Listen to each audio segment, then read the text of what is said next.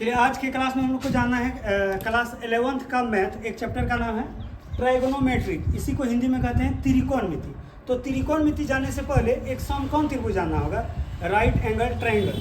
जैसे इससे पहले 10 में भी आप लोग देखे होंगे, इस तरह का एक अगर समकोण त्रिभुज है, इसमें हम कुछ नाम लिख दिए, जैसे ABC लिख दिए। जरूरी नहीं कि ABC लिखेंगे, हम चाहें तो PQR भी लिख सकते हैं, और जरूरी नहीं इस तरह का ही त्रिभुज होगा। आप सोच के देखिए, अगर C को हम पकड़ के उठा के इधर कर दें तो त्रिभुज कुछ इस तरह का दिखेगा, यानी ये दोनों में से कोई एक त्रिभुज हर बार देखना है। चलिए इसमें हम PQR लिख देते हैं। अब इन तीनों में 3 भुजाएं हैं, इन तीनों का नाम हमें जानना है। तो जब भी कभी इस तरह का राइट एंगल ट्रायंगल दिया हुआ रहेगा, यानी समकोण त्रिभुज दिया हुआ रहेगा, तो उसमें जो सबसे बड़ी वाली भुजा होगी, जैसे इसमें दिख रहा है सबसे बड़ी वाली भुजा क्या है, AC। तो ये AC क्या हो गया, कर्ण हो गया। कर्ण को इंग्लिश में कहते हैं हाइपोटेनस, तो यहाँ लिख देते हैं H, हाइपोटेनस का H। उसके बाद हमारे पास और 2 भुजा बच गया, एक बच गया है AB और एक बच गया है BC। तो जब भी इस तरह का समकोण त्रिभुज दिया हुआ रहेगा, तो कभी कभी नहीं, हर बार B छोड़ के, यानी जहां 90 डिग्री होगा वहां छोड़ के, और एक चीज बता दे रहे हैं, इस जगह पे हमेशा 90 डिग्री होगा।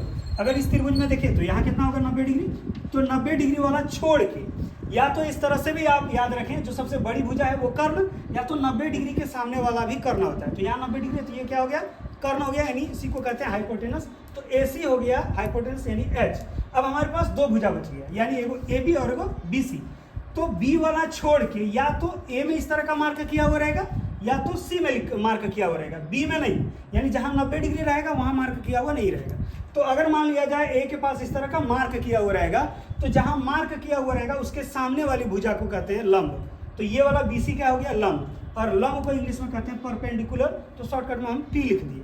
अब एक हो गया H यानी कर्ण, एक हो गया लंब यानी परपेंडिकुलर।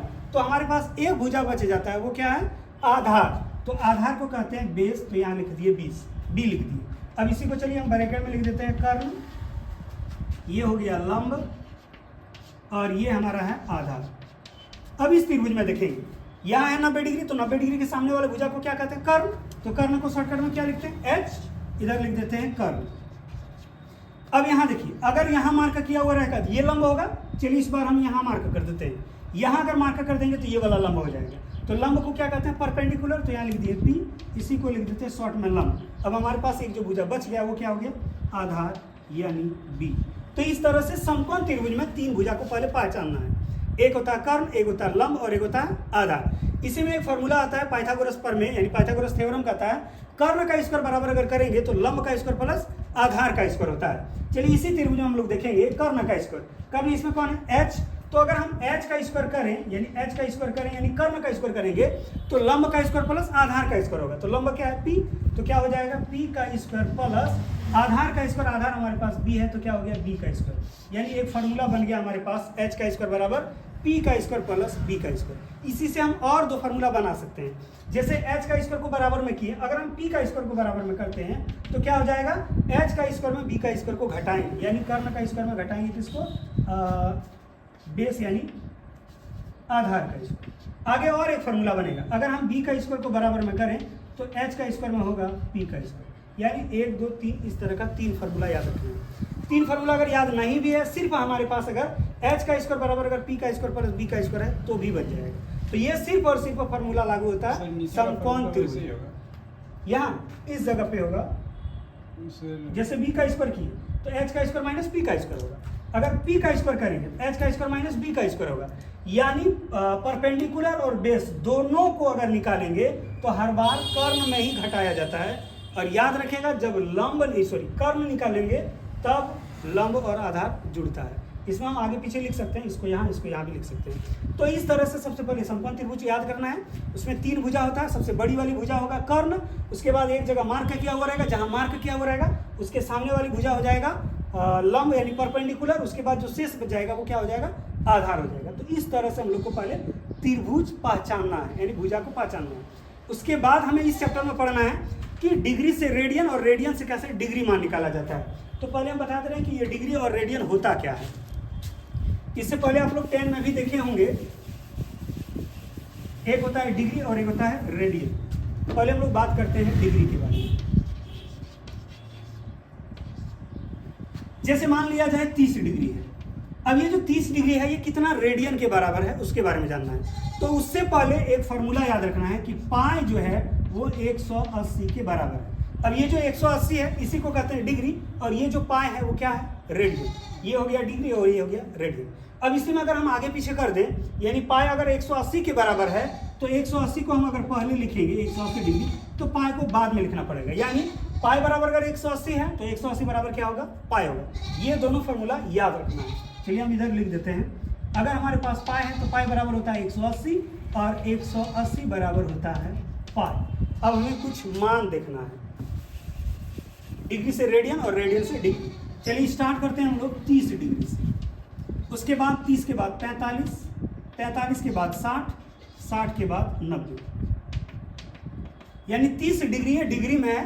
अब इसे हम रेडियन में अगर बदलेंगे तो कितना होगा, इसका एक फॉर्मूला सिर्फ हमें ये याद रखना है, पाई बराबर 180 और 180 बराबर पाई, इसी से पता चल जाएगा। जैसे यहाँ 30 डिग्री है, यानी 30 डिग्री को हमें रेडियन में बदलना है, तो 30 डिग्री बराबर कितना रेडियन होगा वो हमें पता करना है। तो 30 डिग्री है, याद देखिए 180 डिग्री में कितना है, पाई।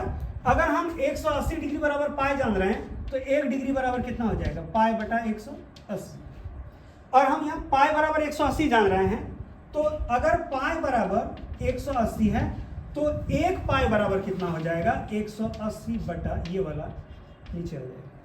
तो रेडियन को सी लिखते हैं और डिग्री को ऐसे बिंदु लिखते हैं।